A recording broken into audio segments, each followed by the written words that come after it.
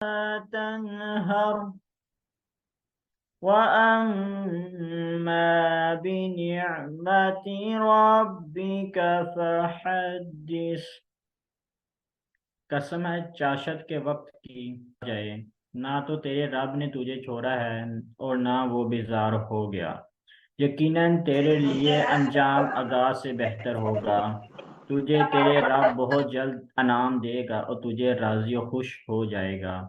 क्या उसने तुझे यतीम पाकर जगह नहीं दी और तुझे राह भुला पाकर हदायत नहीं दी और तुझे नादार पाकर तोंगर नहीं बना दिया। बस यतीम पर तू भी सख्ती ना किया कर और ना सवाल करने वाले को डांट डपट, और अपने रब की नियमतों को बयान करता रहे। सदक़ल्लाहुल अज़ीम।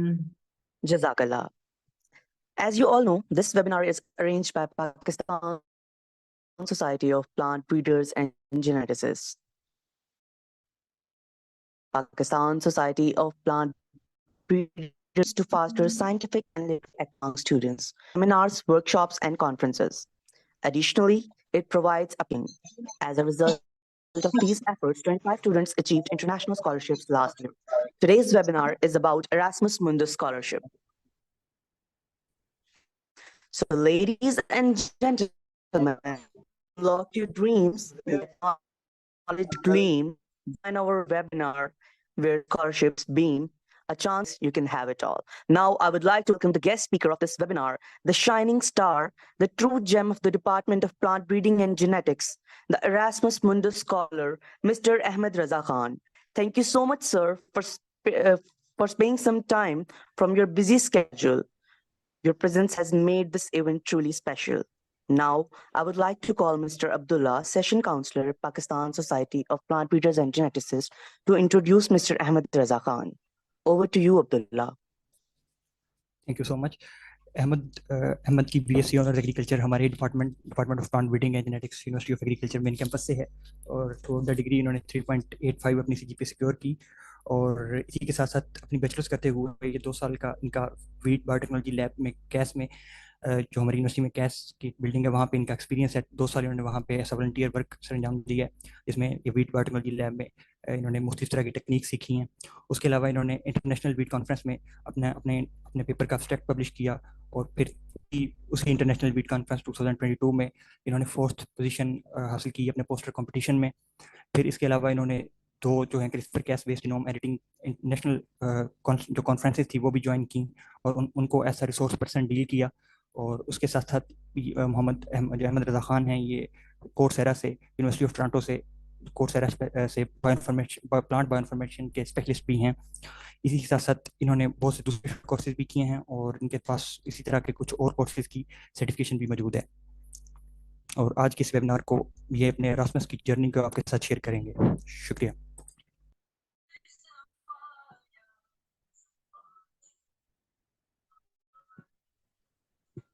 Okay, Ahmed, आप start कर सकते हैं. Over to you. Assalamu alaikum. Sorry for my delayed appearance because I was not expecting कि इस तरह हो जाएगा क्योंकि Microsoft Teams से मैं ज्वाइन कर रहा था और different problems आ रहे थे. Anyways, I think we should start towards our objective, which is Erasmus Mundus. I will just give an overview about what is this scholarship, how to get this scholarship, और आप अपना programme कैसे ढूंढ सकते हैं इसमें से। और देन फाइनली मैं इस चीज़ को डिस्कस करूंगा कि आप लोगों ने अपने जो लेटर ऑफ रिकमेंडेशन है, लेटर ऑफ मोटिवेशन, और कैसे आप एक स्कॉलरशिप विन कर सकते हैं एरास्मस मुंडस के अंडर जो प्रोग्राम्स हैं। अब बेसिकली क्योंकि मैं एग्रीकल्चर से हूँ तो मेरा मेजरली फोकस यहाँ पे एग्रीकल्चर होगा। और let's start. Abdullah, can you please jump to the next slide. Okay, yes. तो Erasmus Mundus जो सी बेसिकली ये यूरोपियन यूनियन का एक प्रोग्राम है जिसका मेन एम ये है कि इसने हायर एजुकेशन जो उसके ना प्रोवाइड करनी है थ्रू आउट द वर्ल्ड। पूरी दुनिया से इन्होंने स्टूडेंट्स पिक करने होते हैं और उनको यूरोप की बेस्ट यूनिवर्सिटीज़ में अकोमोडेट करना होता है so that they can learn the cutting edge technology. So अब यहाँ पे Erasmus Mundus को अक्सर कंफ्यूज किया जाता है एक और चीज़ है जो कि एरास्मस मुंडस के अंदर एक सेमेस्टर का एक्सचेंज प्रोग्राम आता है। हम उसकी बात नहीं कर रहे, हम यहाँ पे 2 इयर्स मास्टर प्रोग्राम की बात कर रहे हैं। तो उसे कैसे हम ऑब्टेन कर सकते हैं और एरास्मस ही क्यों? I will just discuss first के एरास्मस आप क्यों इसके लिए आपको अप्लाई करना चाहिए। Next slide please. एरास्मस का जो सबसे बड़ा बेनिफिट है वो ये है कि आपके पास इंटरनेशनल मोबिलिटी है। लाइक आप पूरी वर्ल्ड के अंदर सर्कुलेट कर रहे हैं इन द बेस्ट यूनिवर्सिटीज। सिर्फ यूरोप नहीं है, इवन कुछ यूके, सब कुछ प्रोग्राम्स में यूके भी है, कुछ प्रोग्राम्स में जापान भी है। सो डिपेंड करता है कि आपके जो प्रोग्राम है उसकी जो कोऑर्डिनेटिंग यूनिवर्सिटीज है वो कौन कौन से कंट्रीज में है। सो नॉर्मली ये जो इनका पुराना प्रोग्राम था एरास्मस का, थोड़ा ओल्ड वाला, उसके अंदर 1000 मिलता था और आपको 30 यूरोज आपको पर मंथ आपको मिलेंगे। इंटरनेशनल मोबिलिटी है और इंटरनेशनल मोबिलिटी में बेस्ट यूनिवर्सिटीज होंगी यूरोप की आपके प्रोग्राम से रेलिवेंट। क्वालिटी एजुकेशन है इसके अंदर और ये मैं खुद एक्सपीरियंस भी कर रहा हूँ और नो डाउट से ही है। जो क्वालिटी ऑफ एजुकेशन एरास्मस का है और मैं कंपेयर नहीं कर सकता। यहाँ पे जो मैं सब्जेक्ट्स पढ़ा हूँ, तो अगर ट्रू सेंस में देखा जाए कि बहुत ज़्यादा काम को कैसे कंसाइज करके और आप प्रैक्टिकली उसको कैसे प्रेजेंट कर सकते हैं, तो ये वाकई में यूरोपियन यूनिवर्सिटीज के पास ये टैलेंट है। Then हमारे पास कल्चरल एक्सचेंज है। आप डिफरेंट लोगों से मिलते हैं, उनकी थिंकिंग और देखते हैं कि आपकी एक जोन सी चीज़ है। अगर एक क्वेश्चन है उसके कितने एस्पेक्ट से आपको आंसर मिलते हैं डिपेंडिंग अपॉन डिफरेंट कल्चर्स। अब कोई मेडिटेरेनियन क्लाइमेट से है वो डिफरेंटली आंसर करेगा, कोई हमारे एशियाटिक क्लाइमेट से है, टेम्परेट से है, कहाँ से भी है, वो हर बंदा एक डिफरेंट पॉइंट ऑफ व्यू से आंसर करता है और आपको एक ओवरऑल समझ लगती है कि वाकई में यार ये एक्सपीरियंस आई डोंट थिंक कि किसी और स्कॉलरशिप में अवेलेबल है इतना वाइड स्प्रेड, क्योंकि इसमें पूरी दुनिया से आपके पास बेस्ट कैंडिडेट्स होते हैं आपके स्कॉलरशिप्स में। देन इसका एक बड़ा एडवांटेज ये है कि वीज़ा और डॉक्यूमेंट्स की प्रोसेसिंग बहुत फास्ट होती है। आप यकीन करेंगे कि मुझे जो स्पेन का वीज़ा है वो विद इन 10 डेज मिला है और इट वाज द फास्टेस्ट। यानी जब मैं जैसे ही मेरे डॉक्यूमेंट्स कंप्लीट हुए मैंने अप्लाई किया तो मुझे 10 डेज के अंदर वीज़ा मिल गया था। और ये मुझे नहीं लगता कि किसी और को मिलता होगा, शायद डिप्लोमेट्स को इतनी जल्दी मिल जाता होगा, उनको शायद कोई अप्लाई वगैरह भी नहीं करना पड़ता होगा, लेकिन नॉर्मली ये सीन है। देन इसके अंदर एरास्मस की डिफरेंट टाइप्स हैं। जो मेनली है वो ये एक तो इसकी फुली फंडेड वाली स्कॉलरशिप है एरास्मस प्लस। इसके अंदर जो मैंने अभी आपको बताया कि इतना इतना स्टाइपेंड मिलता है। देन हमारे पास कंसोर्शियम स्कॉलरशिप होती है। ये भी समटाइम्स अगर आप क्वालिफाई ना कर पाए फुली फंडेड के लिए तो ये आपको कंसोर्शियम ऑफर कर देते हैं, विच मीन्स के आपकी ट्यूशन फीस सारी कवर हो जाएगी, आपकी हेल्थ इंश्योरेंस कवर हो जाएगी, बट अकोमोडेशन और लिविंग एक्सपेंसेस और ट्रैवल जो चार्जेस हैं वो आपको खुद बियर करने पड़ेंगे। कंसोर्शियम के साथ आप मर्ज कर सकते हैं कुछ एक्सटर्नल फंडिंग एजेंसीज को जो आपकी लिविंग एक्सपेंसेस वगैरह को बियर कर सकती हैं। What are these funding agencies, we will talk about them later. और Erasmus funds as a self funded student ये हम कैसे परस्यू कर सकते हैं, इसके बेनिफिट्स होते हैं या नहीं, हम इसके बारे में भी डिस्कस करेंगे। So what is the eligibility criteria? Abdullah can you please jump to next? Yes. Eligibility criteria के मेन मेजर डॉक्यूमेंट्स हैं वो ये चाहिए होते हैं कि आपके पास करिकुलम विटा यानी कि सीवी होनी चाहिए, आपके पास जो आपकी डिग्री है, अगर आपने बैचलर्स कंप्लीट कर लिया है, आपने 8th सेमेस्टर क्लियर कर लिया है, देन आपके पास डिग्री मस्ट होनी चाहिए। अगर आपने 8th सेमेस्टर क्लियर नहीं किया, अब आप जूनियर हैं, जैसे कि आप 7th सेमेस्टर में हैं यानी अपने लास्ट ईयर में है, देन आप स्टिल इसके लिए एलिजिबल हैं। फिर आप होप सर्टिफिकेट के बेस पे अप्लाई कर सकते हैं, डिग्री की जगह आप होप सर्टिफिकेट अपलोड कर सकते हैं, बट अगर आपने 8th सेमेस्टर क्लियर कर लिया देन डिग्री मस्ट है। देन ट्रांसक्रिप्ट ऑफ रिकॉर्ड्स है, जहाँ तक आपके सेमेस्टर्स हो गए इनकी आपके पास रिजल्ट कार्ड अवेलेबल होने चाहिए, डीएमसीज आई मीन। देन सर्टिफिकेट्स ये जो कि ये शो करें कि आपके पास वाकई में इंग्लिश की प्रोफिशिएंसी है। इसके लिए जो मोस्ट जो ये रिक्वायर करते हैं वो आर्ट्स है।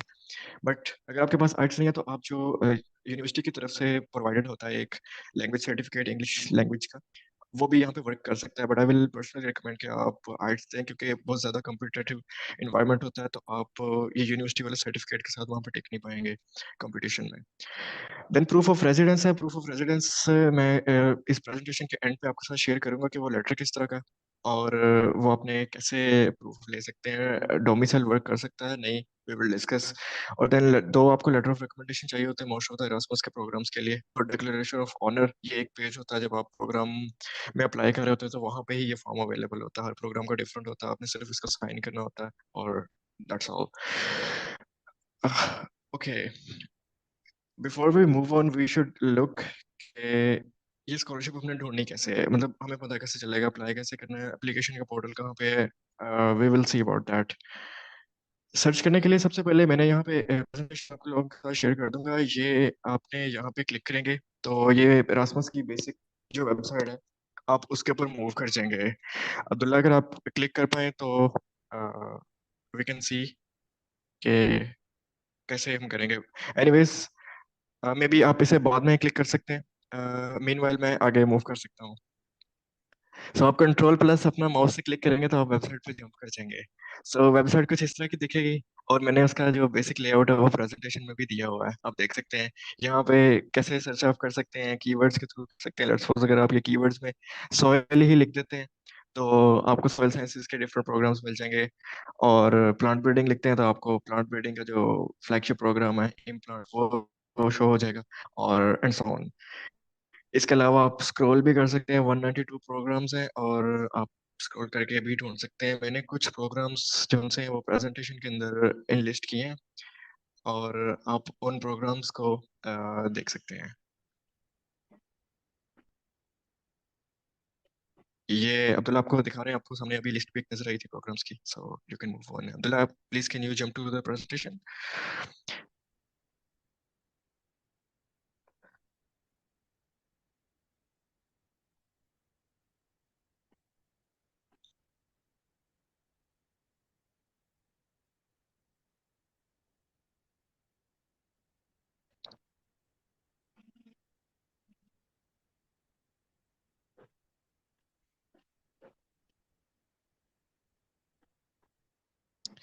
यस, ये मैंने यहाँ पे कुछ प्रोग्राम्स है जो एग्रीकल्चर से रेलिवेंट है, और मैंने इन्हें लिस्ट करने की कोशिश की है कि टॉप प्रायोरिटी में ये जैसे कि मेरा प्रोग्राम प्लांट हेल्थ, ये सबसे ओल्डेस्ट प्रोग्राम है एग्रीकल्चर का, जो कि इरास्मस मुंडस के अंडर आता है। देन इम्प्लांट वाला प्रोग्राम है, और देन अब ये जो मैंने टॉप पे दो प्रोग्राम्स रखे हैं, इन सब में हमारे यूनिवर्सिटी ऑफ एग्रीकल्चर फैसलाबाद से स्टूडेंट सेलेक्ट हुए हुए हैं, और इन सब में कोई ना कोई स्टूडेंट हमारा सेलेक्ट जरूर हुआ हुआ है, या एटलीस्ट वो इस स्टेज तक जरूर गया हुआ है कि उसके पास ऑप्शन थी कि वो इसे चूज करे या ना करे। सो इट मीन्स के कोई इतनी रॉकेट साइंस नहीं है, और कोई एलियन नहीं चाहिए इन स्कॉलरशिप के लिए अप्लाई करने के लिए, आप ही लोग हैं।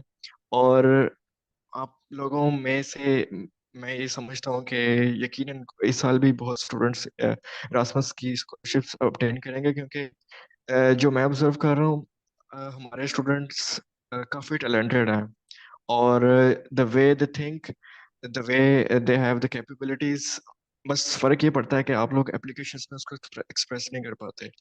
वरना जो स्टूडेंट्स इन्होंने सेलेक्ट किए हैं उसमें से कुछ स्टूडेंट्स ऐसे भी हैं जो कि हमारे जो मेरी क्लास फेलोज थे काफ़ी, उनसे वो थोड़े कम ही बेटर होंगे। So depends upon your motivation. Letter of motivation most important component है, और ये इवन कुछ प्रोग्राम्स के अंदर इसका एक मेजर प्रोपोर्शन भी होता है, लाइक 30% या 40% वो इस सिर्फ लेटर ऑफ मोटिवेशन के बेस पे आपको जज कर रहे होते हैं। लेटर ऑफ मोटिवेशन लिखते हुए जो मोस्ट बिगेस्ट मिस्टेक है लोगों की, वो ये है कि आप लोग एक दो दिन में लिखते हैं, और दूसरी मिस्टेक ये है कि आप लोग डेडलाइन के करीब जाके अप्लाई लिखना स्टार्ट करते हैं।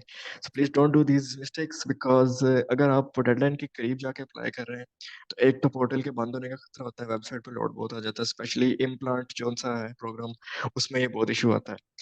और दूसरी इसकी रीज़न ये होती है कि जब आप डेडलाइन के करीब जाके लिखते हैं तो आपको रिव्यू करने का टाइम नहीं मिलता।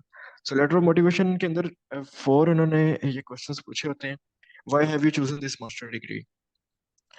अब ये प्रोग्राम, ये क्वेश्चन ऐसा है कि आपने यहाँ पे रिलेट करना है कि आपने ये प्रोग्राम चूज क्यों किया। लेट्स सपोज आप प्लांट ब्रीडिंग एंड जेनेटिक्स के हैं और आप प्लांट हेल्थ के लिए अप्लाई कर रहे हैं, अब बज़ाहिर तो आप एक डिस्टेंट प्रोग्राम से आ रहे हैं, ऑल्दो डोमेन एग्रीकल्चर की है, लेकिन आप थोड़ा सा हट के आ रहे हैं, तो आपको यहाँ पे एक स्टोरी बिल्डअप करनी होगी। अब वो स्टोरी कैसे बिल्डअप कर सकते हैं? अब मैंने जो बिल्डअप की थी वो इस तरह से की थी कि क्योंकि डिजीजेस जितने भी हैं, मेरे टीचर कहा करते थे, राना मोहम्मद आतिफ, के हर जो सी डिजीज है ना, इट इज बीइंग डायरेक्टली और indirectly related to a gene. तो वो जीन एक भी हो सकती है, मल्टीपल भी हो सकती है। सर आपने यहाँ पे आप डिपेंड कर रहा है कि आपने इसको कैसे यहाँ पे एडजस्ट करना है। सो मैं इस अप्रोच से आया था कि मैं जो यहाँ पे डेफिशिएंसी फील कर रहा हूँ वो ये फील कर रहा हूँ कि प्लांट पैथोलॉजी या एंटोमोलॉजी वाले डिसिप्लिन के अंदर प्लांट ब्रीडर्स की जो सी है ना, इस अप्रोच की बहुत कमी है कि वो जेनेटिक वे से थोड़ा कम आते हैं एज कम्पेयर टू जो उनके दूसरे फिजियोलॉजिकल कंट्रोल्स एग्रोनॉमिकल प्रैक्टिसेस हैं, उनको ज़्यादा प्रेफरेंस देते हैं। तो मेरा मिशन ये था, तो मैंने अपनी डिग्री प्लांट ब्रीडिंग की, प्लांट हेल्थ से इस तरह से रिलेट की थी। Then again please describe briefly the impact of this academic program on the development of your main activity, education or career। अब ये आप जब डिग्री कर लेंगे तो आपको मतलब आपके करियर पे इसका क्या इम्पैक्ट आएगा। अब आपने यहाँ पे अपना इंथुसिज्म शो करना है, ठीक है। ये नहीं कहना कि मुझे कोई और स्कॉलरशिप मिली नहीं थी तो मैंने इसमें अप्लाई किया कर दिया। Not at all. आपने यहाँ पे ये शो करना है कि ऑल्दो आप प्लांट ब्रीडिंग पढ़ रहे थे, बट आपका जो सा ड्रीम है वो ये है कि आपने जो प्लांट्स को एक्सप्लोर करना है इन डेप्थ लेवल पे, जेनेटिक लेवल पे, ताकि आप प्लांट को प्रोटेक्ट कर सकते हैं, कर सकें। और क्लाइमेट चेंज हो रहा है तो क्लाइमेट के चेंज होने से डिजीजेस भी चेंज होंगी और पेस्ट का प्रेशर भी चेंज होगा, तो आपकी यहाँ पे जेनेटिक अप्रोच क्या होगी। सो इस तरह से अब यहाँ पे अब आपका टोटली रेलिवेंट लगेगा। इसी तरह अगर आपके पास कोई और स्किल है, लेट्स सपोज आपके पास कोई ग्राफिक डिजाइनिंग की स्किल है, आप उसको मोल्ड करके आप उसको मे बी इस तरफ ले आए कि आप बायो इलस्ट्रेशन बहुत अच्छी करते हैं, आप पब्लिकेशन रेडी जो सी पिक्चर्स ड्रा कर सकते हैं। तो आप अपने लेटर ऑफ मोटिवेशन में जब आप इस तरह की चीजें लिखेंगे तो आपकी जो थोड़ी इररिलेवेंट चीज लग रही होगी बाहर आपकी सीवी में, उसको भी आप रेलेवेंसी की तरफ ले आएंगे। और relevancy is the key to success in this programs. अगर आप जितने रेलिवेंट हैं आप उतने ज्यादा सक्सेसफुल हैं। मैं नेक्स्ट के कुछ ऐसे बच्चों को भी जानता हूँ जिनका प्रोग्राम बायोटेक्नोलॉजी था, और वो इस टाइम पे मेरीन बायोटेक्नोलॉजी की स्कॉलरशिप लेके बैठे हुए हैं। कि बात क्या थी कि उन्होंने उनको स्टोरी बिल्डअप करनी आती थी, और आपको आपकी स्टोरी एक दो दिन में बिल्डअप नहीं होगी। आपको पहले दिन जिस तरह आप लिखेंगे आपको लग रहा होगा कि ये मैं इंतहाई फर्टाइल माइंड्स वाले बच्चों की बात कर रहा हूँ, कि उनको ये लग रहा होगा कि उन्होंने लिख लिया है और इसमें अब और इम्प्रूवमेंट नहीं हो सकती, बट इट्स नॉट ट्रू। जब आप एक दो दिन बाद दोबारा अपने लेटर को खोलेंगे तो आपको अपनी मिस्टेक्स नजर आएंगी। Then again, अगर थर्ड में क्वेश्चन की तरफ मूव करूँ तो briefly describe the impact of you expect your participation in this program will have in your home country region। यहाँ पे आप लोगों ने ये बात नहीं कहनी कि भाई मैं पाकिस्तान से जाना चाहता हूँ और अ, मैं कभी वापस नहीं आना चाहता। अ, आपने हमेशा कोशिश ये करनी है, इवन एरास्मस के लिए नहीं, हर प्रोग्राम के लिए। बेशक आपका एम यही है, बेशक आपका एम है ये कि आपने वहां पर जाके अर्निंग करनी है सिर्फ, बट आपने ये शो यहाँ पे नहीं करवाना है। किसी भी आपके सेंटेंस से भी ये चीज़ शो नहीं होनी चाहिए, क्योंकि ये हाईली नेगेटिव आपको आपका मोटिवेशन कर देगा। आपने यहाँ पे इस तरह से शो करना है कि आप जो भी प्रैक्टिसेस करेंगे उसका प्रैक्टिकली मैनकाइंड को क्या बेनिफिट हो रहा है, फार्मर्स कम्युनिटी को क्या बेनिफिट हो रहा है, आपकी कंट्री को क्या बेनिफिट हो रहा है। आप यहाँ से कटिंग एज टेक्नोलॉजी सीख के अपने कंट्री में जाएंगे, आप अपनी वहाँ पे ह्यूमन रिसोर्सेज को ट्रेन करेंगे, ठीक है। जिस लैब में आप आगे रिसर्च करेंगे, आप वहाँ पे अपने जो कोलीग्स हैं उनको ऑब्वियसली गाइड करेंगे, क्योंकि आपके पास एक इंटरनेशनल एक्सपीरियंस होगा। सो आपका यहाँ पे इस एस्पेक्ट की तरफ ज़्यादा फोकस होना चाहिए। And then please tell us how you think participating in this master will be life changing. इसका आंसर आपने जो पीछे तीनों आपने लिए हैं इनको आपने समराइज करना है। समराइज इस तरह से करना है कि जो आप ड्रीम सोचते हैं, लेट्स सपोज कि यही आपका प्रोग्राम था जिसके बारे में आपने बचपन से सोचा था। लाइक जब हम किंडरगार्टन में होते हैं तो कोई कहता है मैंने आर्मी में जाना है, तो अब वो अपने आप को उस टाइम पे आर्मी में जाके क्या सपोज करता है कि वो क्या कर रहा होगा। लाइक वो जो आपका आपके जहन में आपका एक ड्रीम पर्सन आता है ना, आपने यहाँ पे वो डिस्क्राइब करना है, बट आपने रहना इन तीनों क्वेश्चंस की डोमेन में है जो आपने पहले आंसर किए हैं, क्योंकि आपने अब यहाँ पे समराइज करना है कि अब आपने ये लेट्स सपोज प्रोग्राम आपने कंप्लीट कर लिए और अब आप कैसे फील कर रहे हैं अपने आप को। तो सेंटेंस आपने ऑब्वियसली विल वाला रखना है, फ्यूचर टेंस रखना है, लेकिन आपने अपने आप को डिस्क्राइब ये करना है कि जो आप अपना बेस्ट वर्जन सपोज कर रहे हैं प्रोग्राम करने के बाद, वो आपने यहाँ पे डिस्कस करना है। देन नेक्स्ट स्लाइड पे मूव करते हैं, हाउ टू आंसर देम। ये जो जनरल इंस्ट्रक्शंस थी वो मैं आपको ऑलरेडी दे चुका हूँ। यहाँ पे वो अपने स्पेसिफिक जो जिस चीज़ पे फोकस करना है वो ये, आपका जो सा प्रोग्राम है उस प्रोग्राम की वेबसाइट को आपने विजिट करना है। उसमें उस प्रोग्राम के बारे में जितनी भी इंफॉर्मेशन लिखी है आपको उस सारी आपकी फिंगर टिप्स पे होनी चाहिए, ठीक है। कि उस प्रोग्राम में बेसिकली हमने स्टडी करना है, उसमें कोर्स वर्क क्या होगा, उसमें यूनिवर्सिटीज कौन सी इन्वॉल्व है, उन यूनिवर्सिटीज जो लेक चल रही है somewhat रिलेटेड है पाकिस्तान से, इस तरह से कि ये अभी पेस्टिसाइड्स यूज कर रहे हैं, but they are moving towards organic. Maybe in इन द नेक्स्ट 10 years 15 years ये मूव कर जाएंगे। बट अगर जर्मनी की बात की जाए, मेरे प्रोग्राम में गोटिंगन यूनिवर्सिटी भी इन्वॉल्व है। उनका कंट्री टोटली ऑर्गेनिक पे शिफ्ट कर चुका हुआ ऑलरेडी। तो अब जो वो जर्मनी वाले हैं वो आपको मर्ज करते हैं सस्टेनेबल फार्मिंग वाले कोर्सेज के साथ।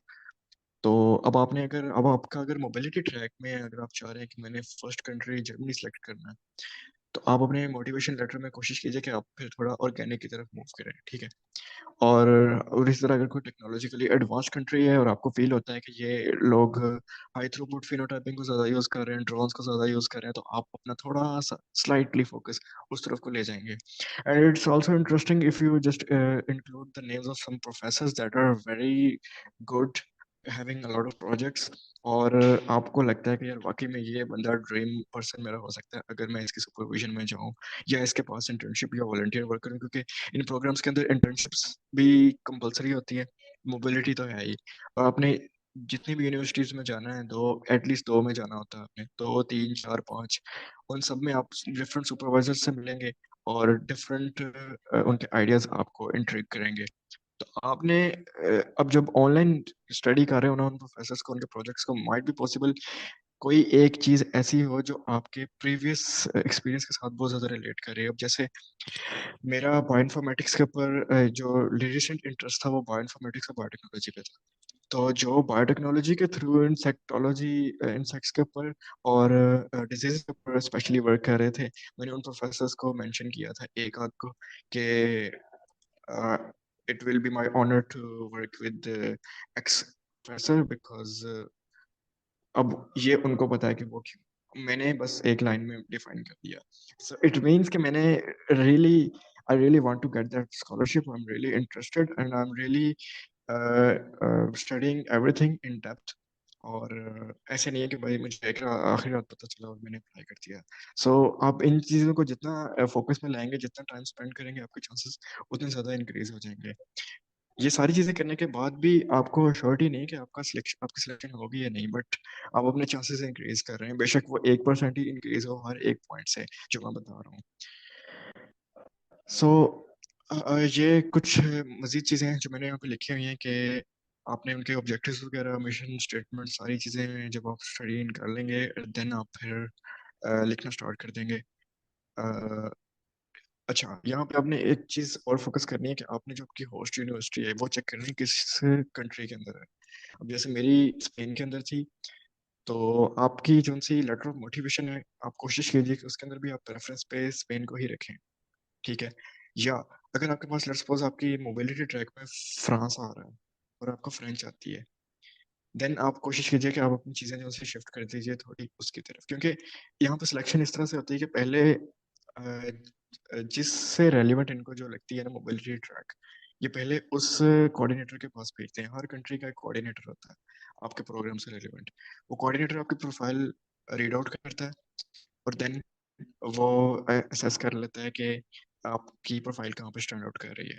अब लेट्स सपोज फ्रांस के अंदर, अब जैसे मेरे प्रोग्राम में सब कुछ सारे लेक्चर्स फ्रेंच में है, बट जिन स्टूडेंट्स के पास फ्रेंच की एबिलिटी थी, अब क्योंकि फ्रांस के लिए जो डायरेक्टली लेटर ऑफ मोटिवेशन लिखे जाएंगे, डायरेक्टली से लिखने का मतलब ये जो लाइक कर रहे होंगे कि हम फ्रांस जाएं, पहले फ्रांस के कोऑर्डिनेटर के पास कम होगा, आपके ज़्यादा चांसेस हैं कि आप उसके पास सेलेक्ट हो जाएं।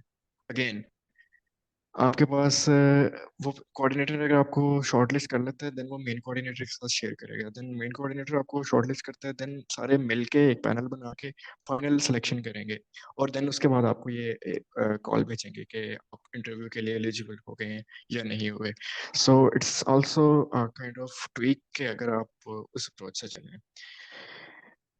देन हम नेक्स्ट मूव करते हैं कि लेटर ऑफ मोटिवेशन के अंदर और आपने कौन कौन सी चीज़ें नहीं करनी। अच्छा, लेटर ऑफ मोटिवेशन आप कोशिश कीजिए कि सबसे पहले जब आपकी लेटर ऑफ मोटिवेशन लिखना है, अब तो लेटर ऑफ मोटिवेशन लिखना आई थिंक बहुत इजी हो गया है, क्योंकि आप चैट जीपीटी पे जाएं, उसको सिनेरियो डिफाइन करें कि स्कॉलरशिप है, मेरी प्रोफाइल ये है, मैंने ये किया हुआ बैचलर्स में, मेरी ये एक्स्ट्रा करिकुलर्स हैं, ये को करिकुलर्स हैं, मुझे एक लेटर ऑफ मोटिवेशन लिख दो इतने वर्ड्स का, और वो आपको 1 सेकंड में लिख देगा। बट अगर आप वो लेटर कॉपी करके पेस्ट करेंगे एरास्मस मुंडस के प्लेटफॉर्म पे, तो आपको स्ट्रेट रिजेक्शन के चांसेस हैं, मोर देन लाइकली 80% चांसेस हैं कि वो आपके पढ़े बगैर रिजेक्ट कर दें, क्योंकि उनके पास बहुत एडवांस एआई टूल्स होते हैं। इवन आप उसको रिफ्रेश भी कर लें क्विल बोर्ड से और इस तरह के टूल से, वो फिर भी डिटेक्ट कर लेते हैं, क्योंकि उनके पास हाईली पेड टूल्स होते हैं। और अगर वो ये डिटेक्ट कर रहे हैं कि आपने खुद जनरेट नहीं किया, एआई ने कंटेंट जनरेट किया है, तो वो इस चीज़ को लाइक नहीं करेंगे, क्योंकि आप फिर क्रिएटिव नहीं है उनके अकॉर्डिंग। हाँ, आप ये कर सकते हैं कि आप इन प्लेटफॉर्म्स का यूज़ करके आप आइडिया ले लें कि किस तरह से लिखना है, लेकिन आप उनकी वर्डिंग चोरी ना करें, क्योंकि अब मुझे एग्जैक्टली नहीं पता कि वो एआई टूल्स किस तरह से डिटेक्ट करते हैं। अगर आप ये काम करेंगे तो आपकी स्ट्रेट रिजेक्शन है। और अ, जब आप खुद से जनरेट कर लें, आपके जो ट्रस्ट वर्दी स्ट्रीम में अच्छे, जिनकी इंग्लिश अच्छी हो, आप उनके साथ शेयर कीजिए अपना लेटर ऑफ मोटिवेशन, बट एक दूसरे का कॉपी ना कीजिए प्लीज़, क्योंकि अगर आप कॉपी करते हैं तो आप दोनों की रिजेक्शन है। मैं एक सेमिनार ले रहा था जिसमें हमारी एक प्रोफेसर हैं यूनिवर्सिटी की, यूनिवर्सिटी ऑफ एग्रीकल्चर की, डॉक्टर रिजवाना मकबूल। उनके जो यूएस में सुपरवाइजर थे, जब उन्होंने अपना सेमिनार किया था, तो उसमें उन्होंने ये बात की थी कि हमारे पास यूएस में एक स्टूडेंट ने अप्लाई किया था पाकिस्तान से, और वो स्टूडेंट की प्रोफाइल एक्स्ट्रा ऑर्डिनरी थी। बट एक और स्टूडेंट था, उसने भी अप्लाई किया था, उसकी प्रोफाइल एक्स्ट्रा ऑर्डिनरी नहीं थी, बट हमें डिटेक्ट हो रहा था कि उसने कॉपी किया है दूसरे स्टूडेंट का। तो हमने टू बी ऑनेस्ट दोनों को जो सा रिजेक्ट कर दिया था, इवन दो वो स्टूडेंट रिजेक्ट करने वाला था नहीं, वो बहुत एक्स्ट्रा ऑर्डिनरी था, बट हमें दोनों को रिजेक्ट करना पड़ा, टू बी ऑनेस्ट। सो आप इस चीज़ का ध्यान रखें कि आपने खुद तो सिलेक्ट नहीं होना, अगर आप किसी अच्छे स्टूडेंट का कॉपी कर रहे हैं, उसने भी नहीं होना, आप अपनी भी स्लॉट मारेंगे, उसकी भी मारेंगे। तो आप कोशिश कीजिए कि आप एक दूसरे का रिव्यू कीजिए, और जितनी आप लोगों के लिए आसानियां पैदा करेंगे, आपके लिए अल्लाह ताला उतनी आसानियां पैदा करेंगे। So I think most of the stuff I have discussed already. अब नेक्स्ट मूव करते हैं, हमारे पास letter of recommendation. Letter of recommendation ये सेकंड मोस्ट इंपॉर्टेंट चीज़ है, और जब आपके लेटर ऑफ मोटिवेशन से और सीवी से वो सेटिस्फाई हो गए, वो मूव करेंगे आपके लेटर ऑफ रिकमेंडेशन से। It is the authenticity of what you have written and what you have explained. तो इसके लिए यहाँ पे जो यूएफ में ट्रेंड है वो यही चलता है कि आप टीचर्स के पास जाते हैं, और अगर तो आपने टीचर्स के साथ काफ़ी काम किया हुआ है रियल टर्म्स में, तो टीचर आपको जानता होता है, टीचर आपको खुद ब खुद लेटर लिख देता है। अब अगर ये वाला केस नहीं है, जो कि मोस्ट ऑफ द स्टूडेंट्स के, ये कोई एक आधी स्टूडेंट होगा जिसने बीएस बैचलर्स लेवल के ऊपर किसी टीचर के साथ मिलके काम किया होगा, वरना ये एग्जिस्ट नहीं करती ये ऑप्शन। देन टीचर्स क्या करते हैं, वो टीचर्स भी मजबूर हैं। टीचर्स आपको कहेंगे कि बेटा अपने बारे में कुछ लिख के लाओ, जिसको पढ़ के हमें हम पता कर सकें कि आप मतलब कैसे स्टूडेंट हो। अब यहाँ पे स्टूडेंट क्या करते हैं भाई, एक दो दोस्तों से पकड़ा लेटर ऑफ रिकमेंडेशन, और वही दो चार लाइनें ऐसे उठाई, दो चार लाइनें ऐसे उठाई, लेटर लिख के तो टीचर के पास ले गए। This is not a right way. या अगर टीचर ज़्यादा बिजी हैं, तो टीचर के पास एक जनरल टेम्पलेट पड़ा होगा, वो उसे उठाएंगे, आपका नाम लिखेंगे और आपको दे देंगे।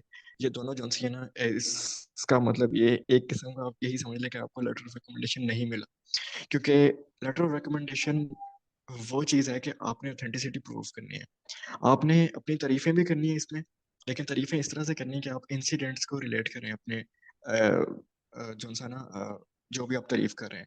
लेट्स सपोज अगर आप कह रहे हैं कि आप हार्ड वर्किंग है, आप इस चीज को रिलेट करें। अब टीचर को कैसे पता है कि आप हार्ड वर्किंग है? ठीक है, एक वर्ड लिखने से नहीं पता चलेगा।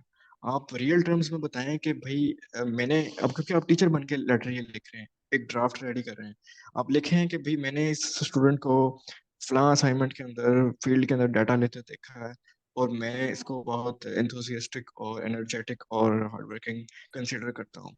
इंसिडेंट भी हो गया, रियल लाइफ है। अब यहाँ पे ये ऐसे भी नहीं लग रहा कि अपने पास से लिखी हुई है, क्योंकि वैसे तो एडजेक्टिव्स हैं, आप लिख रहे हैं एंथुसियास्टिक, हार्ड वर्किंग, एनर्जेटिक और ब्ला ब्ला, बट वो रियलिस्टिक नहीं लगेगा। और सिर्फ आपने तारीफें नहीं लिखनी, आपने उसको रियलिस्टिक टच देने के लिए आपने कुछ ऐसे पॉइंट्स भी लिखने हैं कि आप कि वो बज़ाहिर एक खामी लगे बट एक्चुअली वो खूबी हो। अहमद, जैसे अब्दुल्ला के बारे में। अहमद, सॉरी टू इंटरप्ट, लेकिन क्योंकि हमारे पास ये पेड वर्जन नहीं है तो आपकी मीटिंग अभी थोड़ी देर बाद क्लोज हो जाएगी, तो आप सबको दोबारा लिंक मिल जाएगा, तो आपने दोबारा ज्वाइन करना है इसी को। जी कंटिन्यू करें आप अपनी अहमद। ठीक है। अच्छा, अब यहाँ पे, अब जैसे अब मेरी क्लास वाला है, तो अब इनकी एक चीज जो बज़ाहिर बहुत बुरी लगती होगी शायद कुछ स्टूडेंट्स को, मेरे क्लास फेलोज को, वो ये है कि ये समटाइम्स चीजें काफी क्रिटिकली ले जाते थे क्लास के अंदर। तो इन्होंने मतलब कहना कि अगर ये चीज है तो फिर ये चीज क्यों है ऐसे, और अगर फिर वो है तो फिर ये क्यों है। बज़ाहिर अब ये लग रहा है कि मतलब एक अच्छा पॉइंट नहीं है, but that is actually depicting how critically analysing person you are. अब इस तरह की चीजें अब जो बाहर नेगेटिव लग रही हैं बट इनफैक्ट वो पॉजिटिव है, और ये भी शो हो रहा है कि ये रियलिस्टिक लेटर ऑफ रिकमेंडेशन है। तो इस तरह की चीजें आप जितनी इंक्लूड करेंगे वो ज्यादा बेनिफिशियल होगा आपके लिए। देन आप अगेन एक चीज इंक्लूड कर सकते हैं कि आपने ये फोकस करना है कि मोस्ट ऑफ द स्टूडेंट्स किसके पास जा रहे हैं। अगर तो सब टीचर्स सब स्टूडेंट्स को एक ही टीचर लेटर ऑफ रिकमेंडेशन दे रहा है, तो आप ट्राई कीजिए कि आप वो लेटर ऑफ रिकमेंडेशन ना लें, अगर तो आपकी मजबूरी नहीं है। क्योंकि ऐसा लेटर ऑफ रिकमेंडेशन जो सबको मिल रहा है, उनके पास आपकी क्लास से ही लेट्स सपोज 15 एप्लीकेशंस भी चली जाती हैं, वो ये चेक करेंगे कि टोन क्या है इस टीचर की। एक में उसकी टोन किसी और तरह की होगी, दूसरे में किसी और तरह की होगी। इवन हम लोग टेक्स्ट मैसेजेस कर रहे हो ना, तो हम अगले का मूड समझ जाते हैं कि उसने किस मूड में रह के बात की है।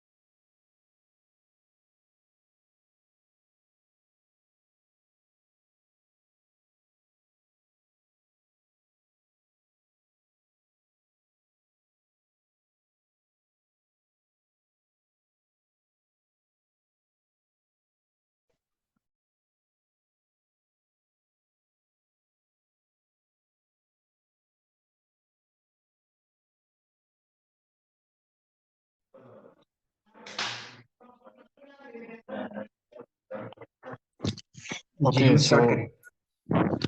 I'm unable to share my video, but I think it's okay. So letter of recommendation जो मैं लास्ट पॉइंट डिस्कस कर रहा था वो ये कि आपने जब लेना है तो आप कोशिश कीजिए कि किसी ऐसे प्रोफेसर से लीजिए जिससे इवन आपके डिपार्टमेंट के छोड़ के बाकी डिपार्टमेंट्स के स्टूडेंट्स भी आके ले रहे हो। सो आप कोशिश कीजिए कि ऐसे प्रोफेसर से अगर बेटर ऑप्शन अवेलेबल है तो आप उनके पास मूव कर जाइए, क्योंकि it will be better for you. और इस लेटर ऑफ रिकमेंडेशन का आपने पैटर्न इस तरह से फॉलो करना है कि आपने या तो 3 पैराग्राफ्स में लिख दीजिए, जिसके अंदर आप डिफरेंट टॉपिक्स को लेके चल लीजिए कि आप आपके लेट्स सपोज एक पैराग्राफ के अंदर आपका जनरल इंट्रोडक्शन आ जाए, एक के अंदर आपके एकेडमिक के बारे में आ जाए, एक के बारे में प्रोफेशनल के बारे में आ जाए, या आपके प्रोफेशनल एथिक्स कैसे हैं उनके बारे में एक पैराग्राफ हो जाए।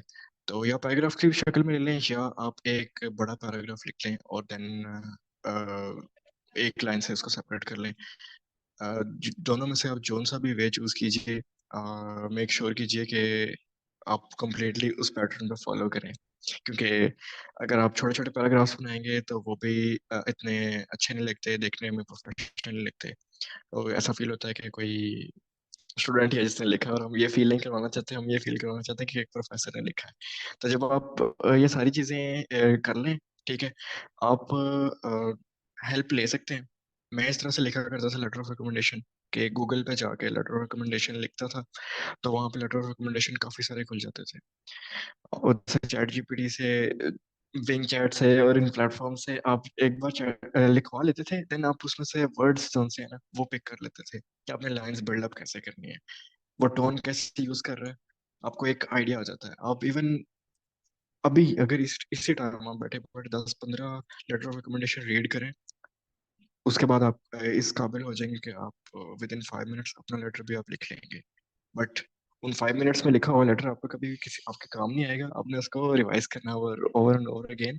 आपने इसको रिवाइज करें, आप अपने फ्रेंड्स की हेल्प ले सकते हैं जो आपका ट्रस्ट वर्दी हो, और देन ये सब करने के बाद आप रिव्यू की तरफ जा सकते हैं, क्योंकि एट द एंड आपने टीचर को सेंड करना है, और टीचर भी तभी उसके ऊपर एफर्ट पुट इन करेंगे अगर उसके अंदर कुछ होगा। अगर आप सिर्फ ऐसे ही बस जांच उड़ाने के लिए 2 4 लाइन लिख के भेजेंगे, तो वो फिर जांच उड़ाने के लिए साइन करके आपको रिटर्न कर देंगे, और फिर आपके सिलेक्शन के चांसेस कम हो जाएंगे, क्योंकि मेन जो आपके फोकस में चीजें होनी चाहिए वो एक आपकी सीवी, दूसरा आपका लेटर ऑफ रिकमेंडेशन, और थर्ड चीज जो सी है आपके letter of motivation, the most important component. तो लेटर ऑफ रिकमेंडेशन को आप फॉर ग्रांटेड ना लीजिए, इसमें कोशिश कीजिए कि जितना बेटर हो सकता है आप लिखिए।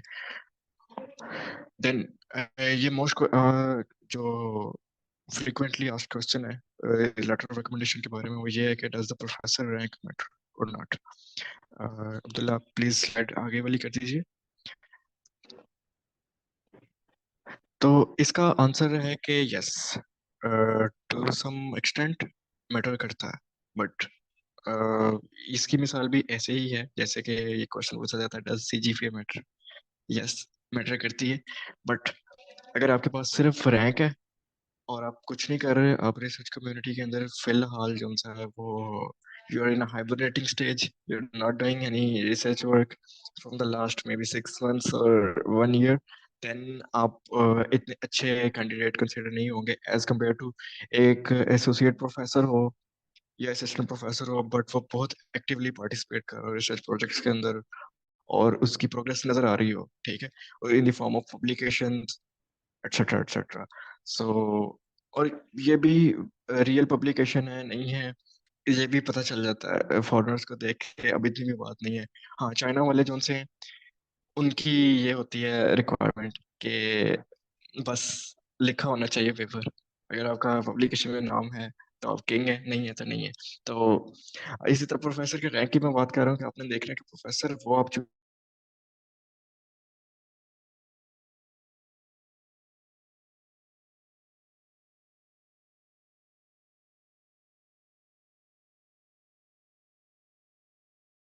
ये ना हो कि वो इतने ज्यादा बिजी हो कि आपकी मेल्स आती रहे स्टूडेंट्स की और वो रिप्लाई ही ना कर पाए टाइमली। सो क्योंकि कुछ रासमस के प्रोग्राम्स के अंदर ऐसा भी होता है कि आप के टीचर ने आपके बिहाफ पे अपलोड करना होता है, जैसे फुल ब्राइट में ये सीन है कि आपने खुद नहीं लेटर ऑफ रिकमेंडेशन अपलोड करना, आपके टीचर आपके बारे में करते हैं, और उन्होंने कुछ समटाइम्स 7 क्वेश्चंस भी पूछे होते हैं। सो आप इस चीज़ को भी साथ मद्देनजर रखिएगा। अब मैं आई थिंक मैंने लेटर ऑफ रिकमेंडेशन के बारे में सारे पॉइंट्स डिस्कस कर दिए, प्रोफेसर के बारे में भी सारे पॉइंट्स डिस्कस कर दिए हैं। सीवी सीवी आपने कैसे बनानी है, जो आई थिंक इसके बारे में ऑलरेडी सेमिनार हो चुका है पीएसपीपीजी के बारे में, I think it is more than enough. But still जो मैं यहाँ पे आपको सजेशन देना चाहूँगा वो ये है कि सीवी आपको किस तरह की चाहिए, ये डिपेंड करता है कि आप किस कंट्री में जा रहे हैं, होस्ट कंट्री कौन सा है। अगर यूरोप में जा रहे हैं, यूएस में जा रहे हैं, यूके में जा रहे हैं, कहाँ पे जा रहे हैं, ठीक है। सीवी अब जैसे हमारा स्पेन है, स्पेन जो सा है रिकमेंड करता है कि लॉन्ग फॉर्मेट पे सीवी हो, और they don't care about the number of pages के इतने पेजेस पे। अब मेरी अपनी सीवी जो सी थी वो आई गेस 6 पेज को टच कर रही थी। पहले मैंने कंसाइज करने की कोशिश की, मेरी 3 पेजेस तक आ गई, but then I just thought के why am I skipping some important things, तो मैंने सब कुछ इंक्लूड कर दिया था।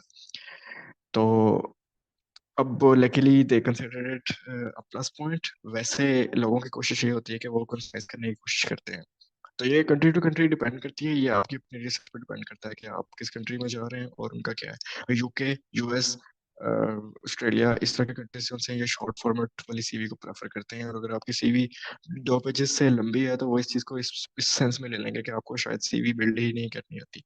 सो whatever the conditions are, आपने बस इस चीज़ को कंसिडर रखना है। और देन आपने उसकी अरेंजमेंट सीवी की जो सी है वो काफ़ी इंपॉर्टेंट है। आपने मोस्ट इम्पोर्टेंट चीज़ें कोशिश करनी है कि आप हाईलाइट करें, हाईलाइट इस तरह से करें कि वो टॉप पे हैं। सबसे पहले आपको प्रोफेशनल एक्सपीरियंस, अगर आपने जॉब की हुई है 1 साल 2 साल और रेलिवेंट जॉब है, तो आपको सबसे पहले आप सीवी का स्टार्ट वहाँ से लीजिए अपने जनरल इंट्रोडक्शन के बाद, और देन आपका एजुकेशन आ जाएगी, और देन आपकी अगर कोई पब्लिकेशन है वो, and so I think CV का पैटर्न ऑलरेडी डिस्कस हो चुका हुआ है, सो मैं इसकी ज़्यादा डेप्थ में नहीं जाऊँगा। अच्छा, if you are at a stage के यार, अब 7th सेमेस्टर तो ऑलरेडी आ चुका हुआ है, ठीक है, और we can not do much about other things now, तो अब क्या किया जाए? अब ऐसे भी नहीं है कि आप कुछ भी नहीं कर सकते, आपके पास स्टिल अभी भी टाइम है जनवरी तक, और इस टाइम में भी आप काफ़ी कुछ कर सकते हैं। मैंने यहाँ पे कुछ प्लेटफॉर्म्स शेयर करने की कोशिश की है, जैसे कि कोर्सेरा है। कोर्सेरा पे बाज़ार सारे कोर्सेज जो से हैं ऑलमोस्ट सारे पेड हैं, लेकिन आप एक एप्लीकेशन लिखते हैं, इवन चैट जीपीटी वाली एप्लीकेशन मैंने कुछ स्टूडेंट्स को देखा है, वो कॉपी करके वहाँ पेस्ट करते हैं और आपको उनकी फ्री सब्सक्रिप्शन मिल जाती है, but for you have to do this for each course. और कोशिश कीजिए कि आप किसी रिनाउंड यूनिवर्सिटी को सिलेक्ट कीजिए, ताकि जब आप कोर्स करेंगे, एक तो चीज़ वो रेलिवेंट हो कोर्स, ऐसे नहीं कि आप उठा उठा के कोर्सेज अपनी सीवी में पुट इन करी जाए। और जैसे पीबीजी के स्टूडेंट्स हैं, वो बायोइन्फॉर्मेटिक्स इनके साथ बहुत ज़्यादा लिंक करती है, और जेनेटिक्स के, ब्रीडिंग के, प्लांट ब्रीडिंग के अपने कोर्सेज भी अवेलेबल है, तो आप वो कोर्सेज कीजिए।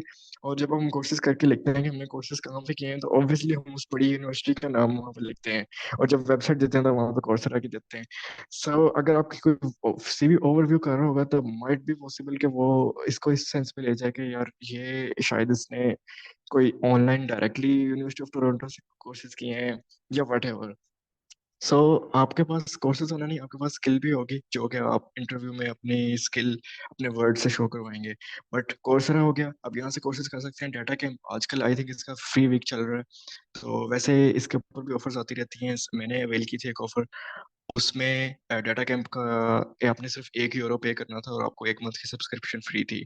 सो आई थिंक 1 यूरो इतना कोई ज़्यादा नहीं है, बट इसके ऊपर कोर्सेज बहुत इजी हैं, और इसके ऊपर जो इंट्रोडक्टरी कोर्सेज हैं वो फ्री हैं, like introduction to Python free है, इंट्रोडक्शन टू आर फ्री था जब मैंने किया था, और आगे भी आप जो उनसे है ना कंटिन्यू कर सकते हैं। देन एडेक्स, एडेक्स भी सेम कोर्सेरा की तरह आप एप्लीकेशंस लिख सकते हैं और कर सकते हैं। कोर्सेरा के रेलिवेंट एचईसी की अभी रिसेंटली स्कॉलरशिप आई थी, आई थिंक अब बंद हो गई है, तो मैंने वो स्कॉलरशिप भी अवेल की थी। उसमें ये होता है कि आपको ये कोर्सेज एक्सेस एचईसी करवा देती है, आप कोई भी कोर्स कर सकते हैं, और पे एचईसी ने खुद खुद किया होता है, आपको एक सब्सक्रिप्शन मिली होती है। आई थिंक वैसे इसकी सब्सक्रिप्शन कोई 500 600 700 यूरो के पास है, लेकिन वो एचईसी ने खुद पे की होती है आपके लिए। देन ईएमबीएल ईपीआई या यूरोपियन जो है न्यूक्लियोटाइड आर्काइव, ये यहाँ पे जेनमेंग का काफ़ी होता है। मैंने ये सारी जो आपके साथ लोगो शेयर किए हैं, आप इसके ऊपर सिंगल क्लिक करेंगे, कंट्रोल प्रेस करके, तो आप इनकी वेबसाइट पर भी चले जाएंगे। जब आपके साथ प्रेजेंटेशन शेयर की जाएगी, तो आप इन रिसोर्सेज से बेनिफिट उठाइएगा।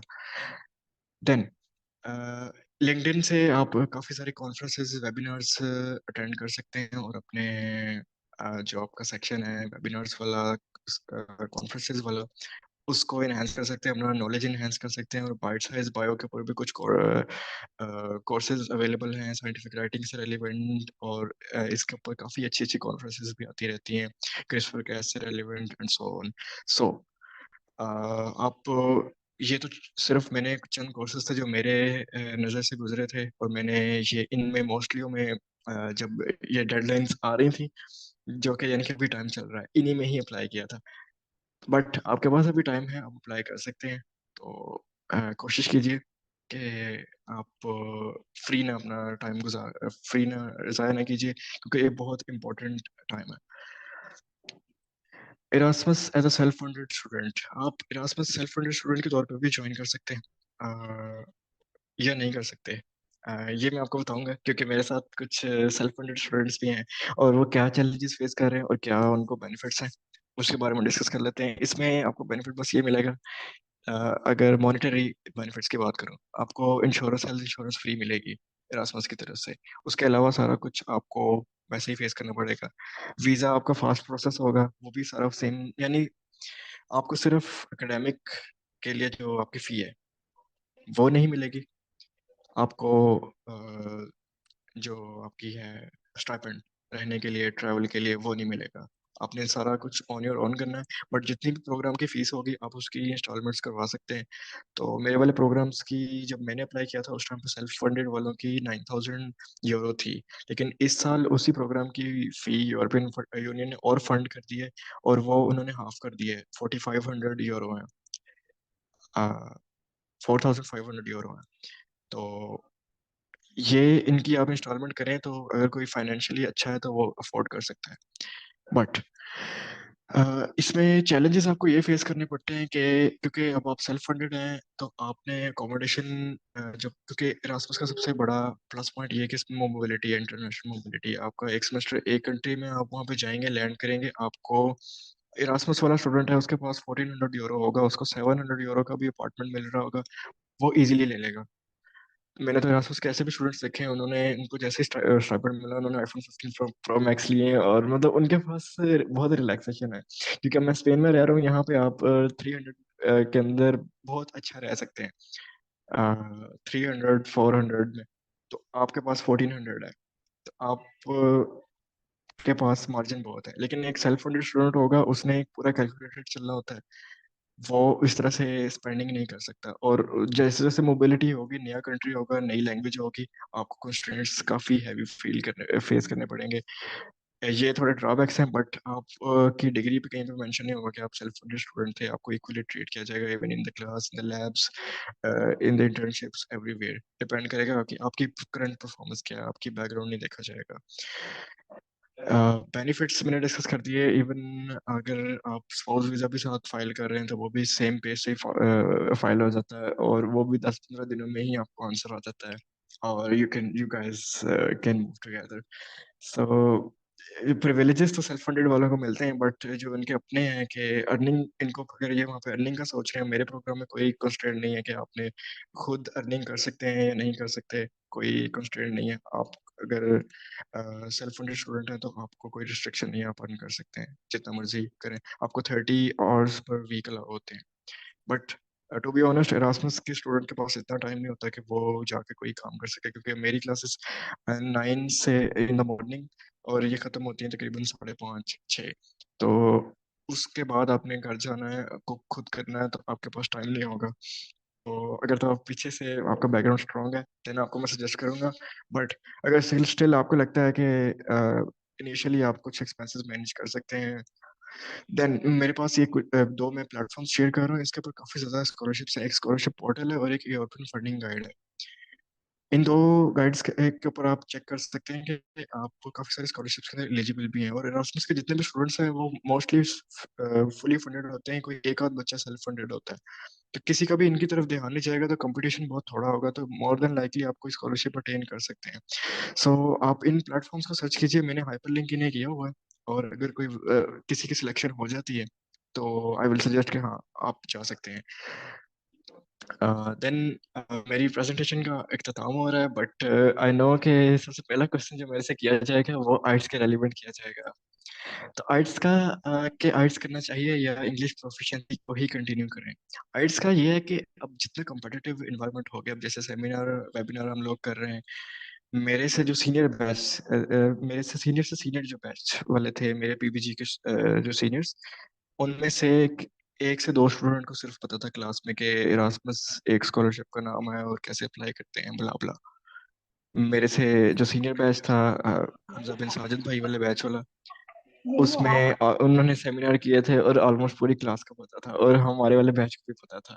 और अब माशाल्लाह आपकी दफ़ा तो पूरे एग्रीकल्चर के प्लेटफॉर्म फैकल्टी के लेवल पे वेबिनार्स किए जा रहे हैं, तो मोर देन लाइकली सबको पता होगा। तो अगर आप लोग आइट्स नहीं करते, अच्छा, आपका बैंड नहीं होते आपके अच्छे बैंड, तो आप कंपटीशन से वैसे ही मतलब कि ड्रॉप हो जाएंगे, क्योंकि ऑलरेडी कुछ बच्चों ने लैब में वर्क किया होना, ऑलरेडी कुछ बच्चों की पब्लिकेशंस होनी है, और मे भी कुछ बच्चे किसी एक्सचेंज प्रोग्राम पे भी किए हों, जापान या यूएसए यूग्रेड वगैरह पे। तो ये फॉरेनर्स इस चीज़ को बहुत लाइक करते हैं, और टू बी ऑनेस्ट वो पिक भी करेंगे, उन्हीं बच्चों को प्रेफरेंस उनको देंगे। तो अगर आप एक और अपने लिए एक इनके अपने लिए ही एक घड़ा खोदेंगे कि भाई मैंने आइट्स नहीं देना, जो 60-70 हज़ार लगते हैं मैंने नहीं स्पेंड करने, सो वो आपके लिए एक नेगेटिव पॉइंट होगा। सो मेरी सजेशन ये है कि आप लोग आइट्स दें। आई थिंक क्वेश्चन आंसर्स की तरफ आ जाते हैं। ये मतलब आपने काफी डिटेल में बता दी है, और ए टू जी ये सारी डिटेल आपने कवर कर दी है, जो भी रास्ता में चीज चाहिए होती है वो हमने ए टू जी ध्यान कर दिया। अभी जिनका क्वेश्चन है वो अपने क्वेश्चन करने के लिए अपना हैंड रेज कर लें, आपको वन बाय वन म्यूट किया जाएगा, तो you will be able to ask question.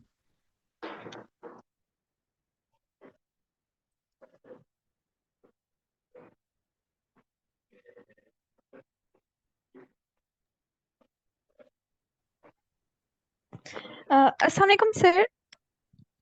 Sir मुझे वालेकुम आपसे सलाम। सर आप मुझे ये जानना था कि आइल्स का कितना बैंड चाहिए होता है एरास्मस मेंडस के लिए। जी, इरास्मस के लिए आपको एक तो डिपेंड करता है कि अगर तो लेट्स सपोज आपका फर्स्ट कंट्री यूके वगैरह है, तो देन ये बैंड आपसे हायर डिमांड करेंगे। कुछ चंद प्रोग्राम्स हैं जिनमें है भी है यूके। तो इंग्लिश स्पीकिंग, आप जनरली स्पीकिंग ये रूल याद रखें कि अगर इंग्लिश स्पीकिंग कंट्री है तो उसमें मिनिमम बैंड आपके 7 होने चाहिए, 6.5 अबव इन ईच कैटेगरी। और अगर आपका इंग्लिश स्पीकिंग कंट्री नहीं है, जैसे मेरा कंट्री है, तो 6.5 आपके ओवरऑल बैंड होने चाहिए, 6 in each category, at least 6 in each category. लेकिन मैं आपको सजेस्ट करूंगा कि आप कोशिश करें कि आपके 7 से भी अबव हों, क्योंकि जितने आपके ज़्यादा बैंड होंगे, teachers to be honest overall world के अंदर ग्रेडी होते हैं पब्लिकेशंस के बारे में। अगर आपके पास इंग्लिश नहीं है तो मतलब आप पब्लिकेशन नहीं कर सकते साइंटिफिक कम्युनिटी में। तो अगर आप पब्लिकेशन नहीं कर सकते तो आप उनके किसी काम के नहीं है। और वो किसी ऐसे बंदे को नहीं मानना चाहते कि जो अपने आप को एक्सप्रेस ही नहीं कर पा रहा, उसका बहुत फर्टाइल माइंड है बट वो कम्युनिकेट नहीं कर पा रहा, उसका इस दुनिया में कोई यूज नहीं है, to be honest, sorry to say. So आप ओके कोशिश। सर। सर एक और क्वेश्चन था। सर्टिफिकेट्स अलग से अपलोड करने होते हैं या फिर ड्राइव पे अपलोड करके सीवी में उनका लिंक देना होता है। अब ये यूरोपास के अंदर ये ऑप्शन भी अवेलेबल है कि कुछ लोग ऐसे भी कर रहे हैं कि ड्राइव पे अपलोड करके किए, लेकिन मैंने एक फाइल बना के अपलोड कर दिया था। एडिशनल डॉक्यूमेंट्स का एक सेक्शन होता है वहाँ पे, उसके अंदर।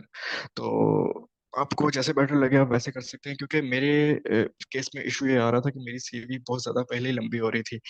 सो आई वाज थिंकिंग कि अगर एक एक मैं लिंक और यहाँ पे ऐड कर दूंगा तो ये जो 6.5 पेजेस पर टच हो रही है, ये शायद 6 पेजेस भी क्रॉस हो जाए, क्योंकि मैंने काफी सारे वेबिनार्स, कॉन्फ्रेंसेस, सारा कुछ अटेंड किया था। So I just skip the link part. तो यस। सर हमने ये सुना है कि एरास्मस मेंडस के लिए कोई सीजीपीए की लिमिट नहीं होती है, सब फोकस किया जाता है अचीवमेंट ये सर्टिफिकेट्स ऐसे ही इस तरह था से। जैसे आप बता रही हैं, लेकिन अब इस साल से आई गेस उन्होंने एक दो रूल चेंज किए हैं, और उसके अंदर उन्होंने ये लिमिटेशन लगाई है, आई थिंक 3.6 से अबव होनी चाहिए या 3.7 से। I am not sure about that because I have not faced this issue, but yes, अब सीजीपीए मैटर करती है और पहले भी करती थी ऑब्वियसली। सारी चीजें, ये लोग ना हर चीज को एक पॉइंट देते हैं कि आपके सीवी में से इतने पॉइंट्स हैं, इसमें से इतने पॉइंट्स हैं, और देन ओवरऑल आपके एक स्कोर बनता है। अगर वो score, minimum score required for the interview short listing, उसको मीट करता है तो ये लोग आपको कॉल करते हैं, वरना ये आपको आपको और आपके फ्रेंड्स को सबको एक साथ मेल भेज देते हैं सॉरी वाली। तो अगर आपको सॉरी वाली मेल नहीं है, यानी कि आप आपको कंसिडर कर रहे हैं किसी केस के अंदर। सो ये हर चीज मैटर करती है, लेकिन थोड़ी थैंक थोड़ी। You so much sir. और You're welcome. ये जो इन्होंने सीजीपी का क्वेश्चन किया, जो लोग इस दफा एरास्मस मेंडस प्लान रीडिंग में अप्लाई करना चाह रहे हैं वो एक दफा उनकी वेबसाइट विजिट करने, क्योंकि वहाँ पे उन्होंने कुछ लिमिटेशंस लगा दी हैं कि जिन बच्चों की सीजीपी 90% होगी सिर्फ वही अप्लाई कर पाएंगे। और इसके अलावा एक दो और भी हैं, जैसे कि आप अगर टॉप 10% स्टूडेंट्स में हैं क्लास में, तो सिर्फ तब आप अप्लाई कर पाएंगे। तो लास्ट टाइम जो पाकिस्तान में लोगों ने अप्लाई किया वो 650 के करीब पाकिस्तानी सिर्फ थे, जिनकी सीजीपी 3 से भी कम थी, लेकिन उन्होंने एरास्मस में अप्लाई किया हुआ था।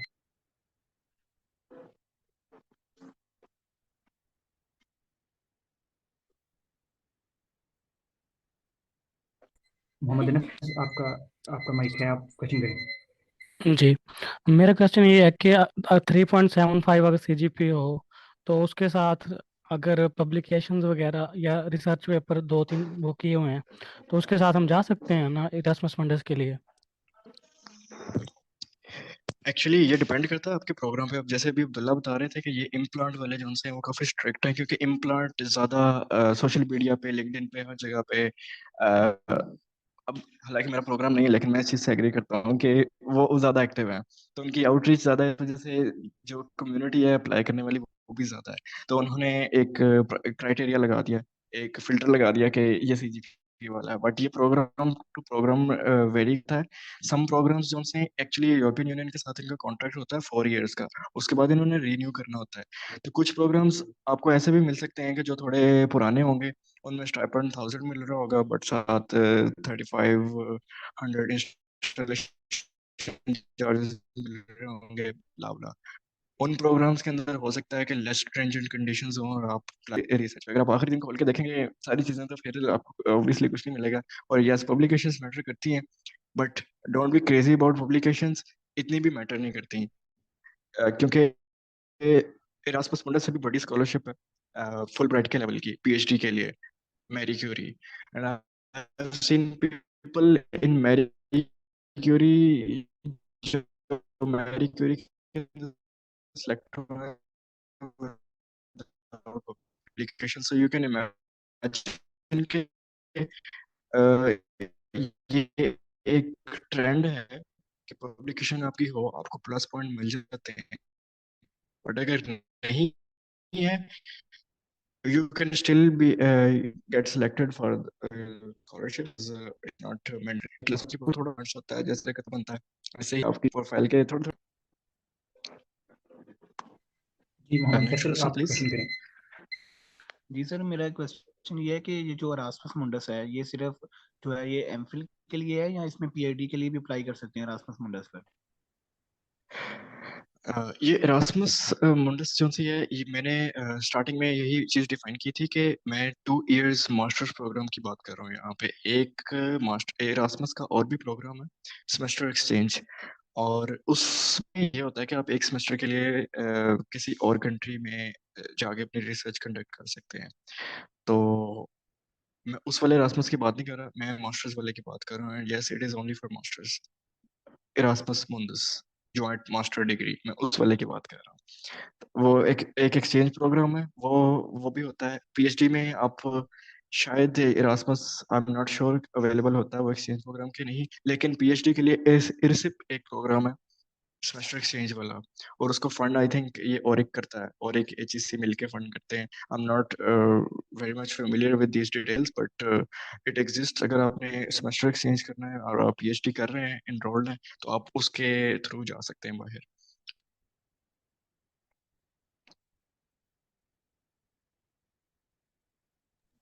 फादिया सहर, आप क्वेश्चन करें। Okay, thank you so much, sir. First, I'd like to say that the webinar was really well structured. Everything has been explained really well. Thank you so much. I actually have two questions. First question is, sir, ये bachelors में publications का हमें actually आज तक इस तरह नहीं उन्होंने डिफाइन किया था पूरी 4 years की डिग्री में कि आपको इस तरफ जाना चाहिए या नहीं। तो I don't really have any publication, और आप इस बारे में मुझे थोड़ा सा अब मुझे आपकी बात तो समझ आ गई है कि ये ज़रूरी नहीं है, लेकिन बैचलर्स लेवल पे पॉसिबल है पब्लिकेशंस की तरफ जाना? ओके, ये जब मैं स्टडी कर रहा था तो मुझे भी ये चीज़ काफ़ी बॉदर करती थी। बैचलर लेवल के ऊपर यहाँ पे डिफरेंट दो स्कूल ऑफ थॉट्स हैं। एक स्कूल ऑफ थॉट्स ये कहता है कि आप बैचलर्स के स्टूडेंट हैं, हाउ कैन आपका पेपर पढ़ेगा कौन, क्योंकि जो रिसर्च कम्युनिटी है वो एटलीस्ट मास्टर्स कर रही होती है। तो मास्टर्स वाले अपने से नीचे वाले बंदे का पेपर कैसे पढ़ेंगे? ये जो ओल्ड मेंटालिटी है उनके अकॉर्डिंग ये पॉइंट ऑफ व्यू है। बट जो न्यू मेंटालिटी है वो ये कहती है कि भाई आप कंट्रीब्यूशन कर रहे हैं टुवर्ड्स साइंस, टुवर्ड्स एवरीथिंग। और पब्लिकेशन इस तरह से हो सकती है कि आप किसी सीनियर के साथ अटैच हुए हो, आपने कोई पार्ट किया हो, लेट्स सपोज आपने मे बी आप डाटा एनालिसिस में बहुत अच्छे हो, तो आपने सारा स्टैटिस्टिकल पार्ट कवर किया हो, एनालिसिस आपने कंडक्ट किए हो, देन रिव्यू में भी किसी और ने की हो, आपने मे भी किसी रिसर्च पेपर का पार्ट लिखा हो। सो अगर आपने इस तरह की चीज़ें करनी होती हैं तो मोर देन लाइकली आपको थोड़ा सा पहले से प्लान करना पड़ता है, और आप सीनियर्स के साथ लिंक पहले से हो जाते हैं। बट इसको इतना मतलब दिल पे लेने की जरूरत नहीं है, पब्लिकेशंस ना भी हो तो आपकी सिलेक्शन हो जाती है। They just look for uniqueness, आप यूनिकनेस बहुत वेज से पैदा कर सकते हैं। Okay, thank you, sir. And my second question is, sir, usual एक आपने मुझे भी अभी सुना होगा और मेरे नॉलेज के हिसाब से अभी मैंने बैचलर्स अभी कंप्लीट किया है। व्हाट डू यू थिंक कितना टाइम रिक्वायर्ड होगा आइल्स की प्रिपरेशन के लिए? क्योंकि मैं इससे पहले बहुत ज़्यादा अवेयर नहीं हूँ। अभी अगर मैं इसमें जंप इन करूँ, जनवरी तक टाइम है, तो जस्ट टाइम आपके ख्याल से कितना लग जाता है? एक्चुअली इस पे डिपेंड करता है आपका माइंड कितनी जल्दी चीज़ों को पिक कर रहा है। तो ये पर्सनल है, टू बी ऑनेस्ट। मैं आपको ये सजेस्ट करूंगा कि आप आइट्स की कैम्ब्रिज की बुक्स हैं फ्री, उन पे अवेलेबल है मटेरियल सारा, आप उनको ओपन कीजिए और आप चेक कीजिए कि आप को वो इजी लग रहा है नहीं लग रहा है, and you can decide accordingly कि आप स्टैंड कहाँ पे करें, आपको कितनी प्रिपरेशन की ज़रूरत है। और to be honest it's not very, मतलब इसमें सिर्फ ट्रिक्स वगैरह ही चलते हैं, इतनी इंग्लिश आपकी इम्प्रूव नहीं होने लगी एक कोर्स के थ्रू। सो बस आपको ये पता चलता है कि आपने बोलना कैसे है, कि कंसाइज रह के आपने ज्यादा बातों को थोड़े वर्ड्स में कैसे एक्सप्लेन कर देना है। It's just a technique. आप लर्न नहीं कुछ ऐसा करने लगे कि आप सोचें कि मुझे ये लर्न करने में कितना टाइम लगेगा कितना नहीं। सो कुछ लोग ऐसे भी मैं जानता हूँ, मेरे सीनियर्स थे जिनके फ्रेंड ने देना था आइट्स, और वो उनको जबरदस्ती बस साथ लेके ले गए थे, और उन्होंने कोई प्रिपरेशन नहीं की थी, और उन्होंने 6.5 प्लस स्कोर कर लिया था। So it depends totally on person.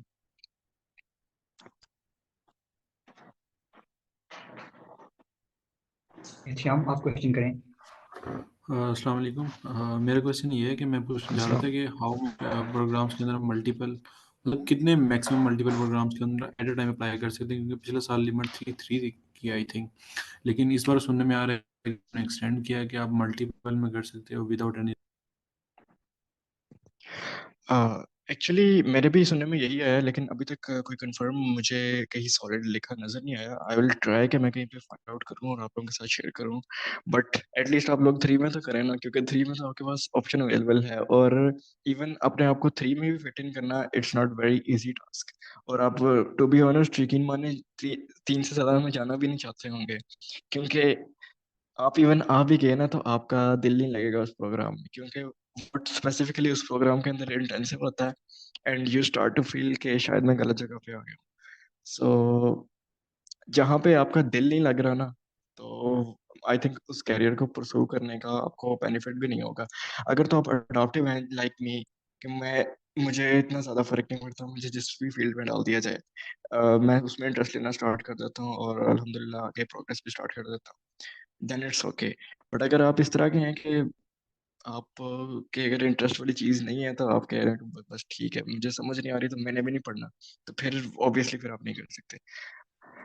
Next question please. तो कैंडी सिर्फ अब वो क्वेश्चन रहे अपने हैंड रेज करें जिनका इम्पोर्टेंट क्वेश्चन है, क्योंकि टाइम की शॉर्टेज है तो हमें कंक्लूड करना है। तो अहमद यार खान, आपका माइक है अवेलेबल, आप करें क्वेश्चन। अस्सलाम वालेकुम, आवाज़ आ रही है? यस। जी जी, आपकी आवाज़ आ रही है। अच्छा, मेरा सवाल ये कि मैंने कल भी कहीं और सेशन अटेंड किया था, ये कोई हार्ड एंड फास्ट रूल है किसी के पास 2 पेज की ही होनी चाहिए, किसी के पास टाइम नहीं है वो आपको 6 या 7 पेज पढ़े, या नहीं जितनी आपकी अचीवमेंट है उस चीज़ पे डिपेंड करता है? ये ऑब्वियसली फर्स्ट ऑफ ऑल तो ये है कि आपने सारी चीजें लिस्ट करनी है, ठीक है। जब आप लिस्ट कर लेंगे, वो 10 की बनती है, 20 की बनती है, 1 पेज की बनती है। अगर तो देखे 2 से छोटी बन रही है तो आप कुछ नहीं कर सकते। अगर लंबी बन रही है, आपके पास अचीवमेंट्स ही बहुत ज्यादा है, ठीक है, देन आप जी सोचेंगे कि मैंने थोड़े एरिया के अंदर ज्यादा चीजें कैसे कवर करनी है। So it's that. ठीक, चलो माशाल्लाह। अमीना, आप क्वेश्चन करें। अस्सलाम वालेकुम। वालेकुम सलाम। अच्छा, मैंने ये पूछना है कि जहाँ जिस स्कॉलरशिप पे भी अप्लाई करे तो यूरो पास चल जाएगी सीवी? जी सीवी जो सी है वो आई थिंक स्लाइड्स पे मैंने लिखा हुआ था कि यूरोपास फॉर्मेट ही, अगर आप एरास्मस मुंडस के लिए अप्लाई कर रहे हैं तो यूरोपास फॉर्मेट को ही आप अडॉप्ट करेंगे। But if you are applying somewhere else then आप उनकी कंट्री के अकॉर्डिंग करेंगे। यूएस के अंदर आप यूरोपास के थ्रू नहीं जाएंगे, चाइना वगैरह के लिए भी यूरोपास नहीं यूज करेंगे। मैंने पहले भी ये सेक्शन लिया है। किसी में आर्ट्स चाहिए, किसी में टॉपर चाहिए, किसी में कोई टेस्ट चाहिए। कोई ऐसी स्कॉलरशिप नहीं है कि जिसमें ये आर्ट्स वगैरह कुछ भी ना हो और अप्लाई कर सके? देखिए आप अप्लाई कर सकती हैं, अभी भी स्कॉलरशिप में भी आर्ट्स के बगैर अप्लाई कर सकती हैं, बट वो जस्ट अप्लाई ही होगा आपकी अगर आप कॉन्फिडेंट है कि आपकी प्रोफाइल वैसे ही ओवरऑल इतनी ज़्यादा स्ट्रांग है कि आर्ट्स होने या ना होने से आपको कोई फर्क नहीं पड़ता, क्योंकि उन्होंने जगह जगह पे लिख के खुद खुद लिखा हुआ है कि हम प्रेफरेंस आर्ट्स वालों को देंगे आपके ऊपर। यानी अगर आपका ही एक क्लोन आपके कंपटीटर बन के आ जाता है, उसने आर्ट्स किया आपने नहीं किया, तो वो ऑब्वियसली उसको सेलेक्ट कर लेंगे। सो आप अपने चांसेस रिड्यूस करेंगी। और अगर आप दे सकती हैं आर्ट्स तो आप दें। इन्होंने क्वेश्चन किया कि कोई ऐसी मैंने ये भी स्कॉलरशिप जिनमें आर्ट्स नहीं चाहिए, कि तो चाइनीज स्कॉलरशिप में आर्ट्स नहीं चाहिए, मैक्स स्कॉलरशिप जापान में आर्ट्स नहीं चाहिए, या कुछ हैं थाईलैंड की स्कॉलरशिप उनमें आर्ट्स नहीं चाहिए, जितने सेकंड वर्ल्ड कंट्रीज है वहाँ पे आर्ट्स नहीं चाहिए। तो फिर इस तरह का आपके पास कोई पीडीएफ वगैरह या कोई नेम वगैरह शेयर कर सकते हैं आप ग्रुप में कि जी जी, ये स्कॉलरशिप है? मिल जाएगा और आपको, मैं शेयर कर दूंगा। इसकी टाइम लिमिट भी बता देना कि मतलब इस मंथ में इसकी ओके आती है ओपन होती है एडमिशन। Okay okay. और साथ में ये भी बता देना कि प्रोफेसर को मेल करना जरूरी, जिस तरह चाइनीज के लिए प्रोफेसर को एक्सेप्टेंस लेटर ज्यादा चांस कर देता है। तो बाकी में बता देना कि जरूरी है कि नहीं जरूरी। इसके अंदर जो सा ना एरास्मस के लिए आपके के पास एक्सेप्टेंस की बिल्कुल ज़रूरत नहीं है। Everything is being controlled by European union. और आपका जो प्रोग्राम है उनके कोऑर्डिनेटर्स, ठीक है, उन्होंने आपकी प्रोफाइल स्टडी करनी है और उसकी बेस पे आप जहाँ पे स्टैंड आउट कर रहे हैं वो रैंकिंग बना देंगे, टॉप 15 को, टॉप 10 को, टॉप 5 को, डिपेंडिंग ऑन द प्रोग्राम। वो स्कॉलरशिप्स फुली फंडेड वाली अलॉट कर देते हैं। अगर आप वहाँ पे फॉल करते हैं तो आपको फुली फंडेड मिल जाती है, नहीं तो नहीं मिलती। So there is no need of any acceptance letter from individual professors. Hareem, आप क्वेश्चन करें। सर अस्सलाम वालेकुम। वालेकुम सलाम। सर मैं बायोटेक की स्टूडेंट हूँ, 5th सेमेस्टर है मेरा। तो सर जैसे आपने बताया कि आइल्स जो है वो यूरोफास्ट के लिए, इरास्मस के लिए सॉरी जरूरी है। तो सर ये 5th सेमेस्टर से हम इसकी आइल्स की प्रिपरेशन स्टार्ट कर दें?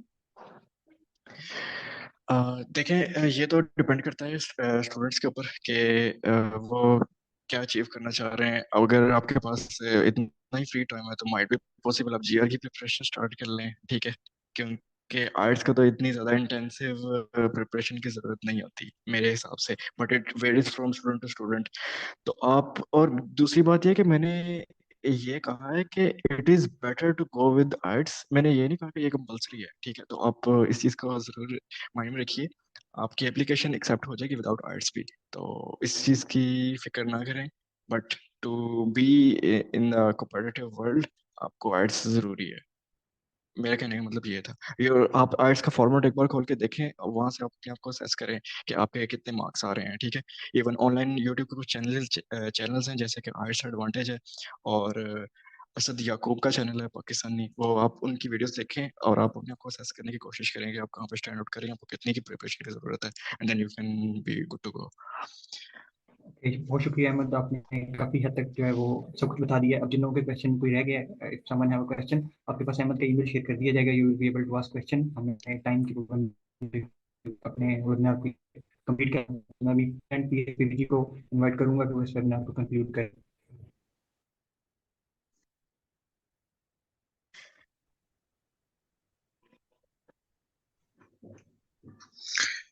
अस्सलाम वालेकुम। सबसे पहले तो मैं अहमद का शुक्रिया अदा करना चाहूँगा कि उसने अपने कीमती वक्त से थोड़ा सा टाइम निकाल के हमें दिया है, और बड़ी मुश्किल से ये टाइम मिला है अहमद से, तो ये बड़ा शुक्रिया है अहमद का।